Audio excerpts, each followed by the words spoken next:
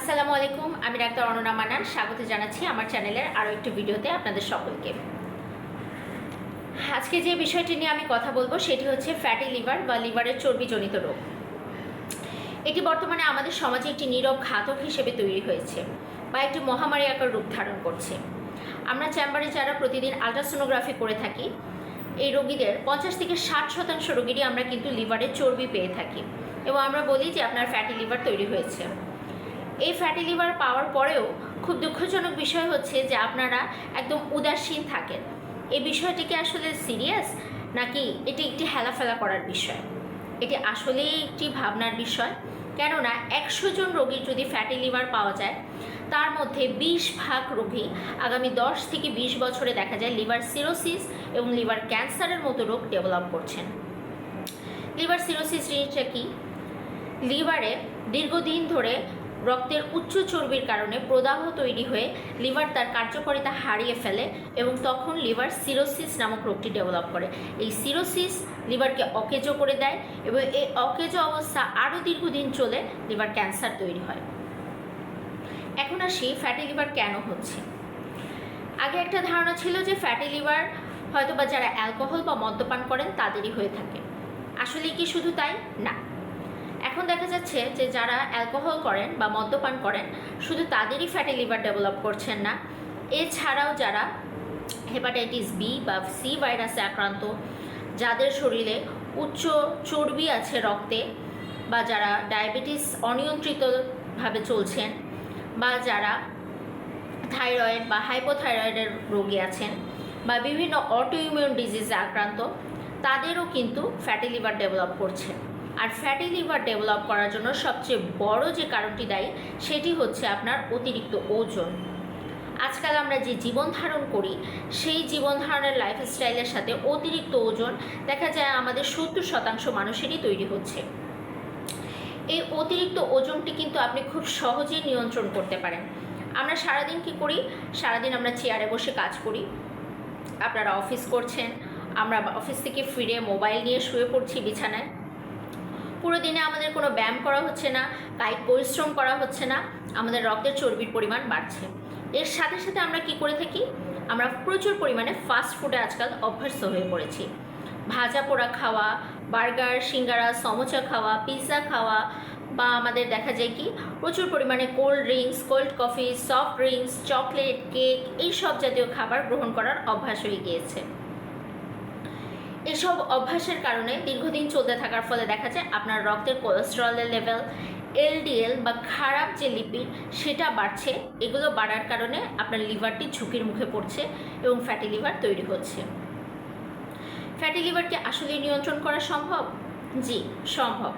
এবং এটি শতকরা বলতে গেলে 90%ই কিন্তু আপনার হাতে রয়েছে। আপনি যদি একটু সচেতন হন, আপনার লিভারটাকে আপনি সুস্থ রাখতে পারেন। কিভাবে সুস্থ রাখতে পারেন?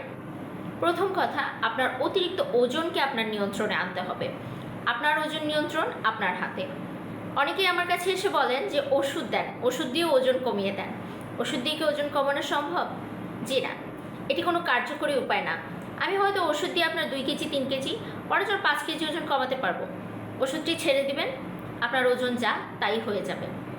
আপনি যদি একটি নিয়ন্ত্রিত জীবনযাপনের মধ্যে আসেন, প্রতিদিন শারীরিক পরিশ্রম, ব্যায়াম করেন, হাঁটার অভ্যাস তৈরি করেন, তাহলে কিন্তু আপনার ওজন নিয়ন্ত্রণে আসবে।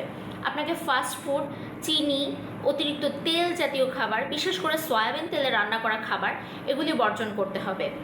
আপনাকে রেড মিট বা গরুর মাংস, খাসির মাংস খাওয়ার অভ্যাস কমাতে হবে। প্রচুর পরিমাণে আপনি খেতে পারেন মাছ, সামুদ্রিক মাছ খেলে সেটা আরও ভালো, কারণ সেটাতে ওমেগা 3 ফ্যাটি অ্যাসিড আছে, যেটা গুড প্রোটিনের উৎস, গুড ফ্যাটেরও উৎস। এটি আমাদের জন্য খুবই ভালো, আপনাদের হার্টের জন্যও এটি খুব ভালো।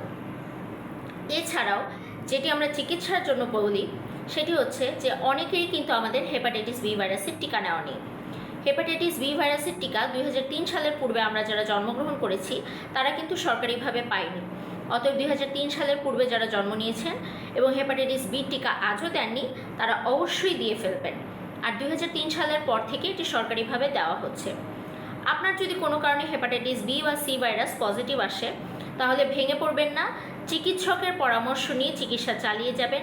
পরিবারের বাকি সদস্যদের টেস্ট করার মাধ্যমে তাদেরকেও টিকা দেওয়ার ব্যবস্থা করবেন। সর্বোপরি আপনার জীবনযাত্রার পরিবর্তন আনার মাধ্যমে কিন্তু আপনি এই ফ্যাটি লিভারটিকে প্রতিরোধ করতে পারেন। এছাড়াও আমরা যারা মুসলমান আছি বা বিভিন্ন ধর্মাবলম্বী আছি তাদের উদ্দেশ্যেও একটি সহজ উপদেশ আমি দিতে চাই। সেটি হচ্ছে, আমাদের ধর্মেই বলা আছে যে সপ্তাহে 2 দিন রোজা রাখার কথা। রোজা জিনিসটা আপনার শরীরকে পুরো ডিটক্সিফাই বা পরিশুদ্ধ করে তোলে। আপনি রোজা রাখার মাধ্যমে দেখা যায় 10 থেকে 12 ঘন্টা না খেয়ে থাকছেন, এতে আপনার কোলেস্টেরল নিয়ন্ত্রণে আসছে, এতে আপনার লিভার ওই সময়টা রিল্যাক্স থেকে বা কোনো কাজ না করে নিজেকে সুস্থ করার সময় পাচ্ছে। যারা অন্য ধর্মাবলম্বী আছেন তাদের জন্যও বলবো, আপনারা রোজা হিসেবে না নিলেও আপনারা নিজেদের সুস্থতার জন্যই সপ্তাহে 2 দিন একটা লম্বা সময় ইন্টারমিটেন্ট ফাস্টিং হিসেবে 12 থেকে 14 ঘন্টা না খেয়ে থাকবেন। এতে আপনার পুরো বডিটাই একটা সময় পাচ্ছে নিজেকে পরিশুদ্ধ করার জন্য। আরেকটি উপায় আমি বলছি, যেটা হচ্ছে যে আমাদের অনেকেরই কিন্তু এখন একটা অভ্যাস আছে প্রচুর পরিমাণে চা কফি খাওয়া। এই চা কফি খাওয়ার ব্যাপারটাকে একটু পরিবর্তনের মাধ্যমে আপনি কিন্তু আপনার লিভারের উপকার করতে পারেন। সেই পরিবর্তনটা কি?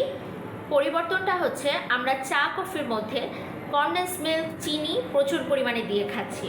এটা আমাদের লিভারকে ঝুঁকির মুখে ফেলছে এবং ফ্যাটি লিভার তৈরি করছে। আপনি এর জায়গায় প্রতিদিন যদি ব্ল্যাক কফি খান, চিনি বা দুধ ছাড়া শুধুমাত্র ব্ল্যাক কফি 1 কাপ করে খেয়ে আপনি কিন্তু আপনার লিভারকে পরিশুদ্ধ করতে পারেন। এছাড়াও আছে চিয়া সিড খাওয়া, ওমেগা 3 ফ্যাটি অ্যাসিড সম্বলিত ক্যাপসুল খাওয়া, এগুলো খেয়েও আপনি উপকার করতে পারেন। তবে সবচেয়ে নিয়ন্ত্রণের বড় বিষয় যেটি হচ্ছে আপনার ওজন নিয়ন্ত্রণ, আপনার লাইফস্টাইল চেঞ্জ করা এবং প্রতিদিন শারীরিক পরিশ্রম বা ব্যায়াম করা। আশা করি ভিডিওটি আপনাদের সকলের উপকারে আসবেন। সবাই সুস্থ থাকবেন, ভালো থাকবেন। ধন্যবাদ।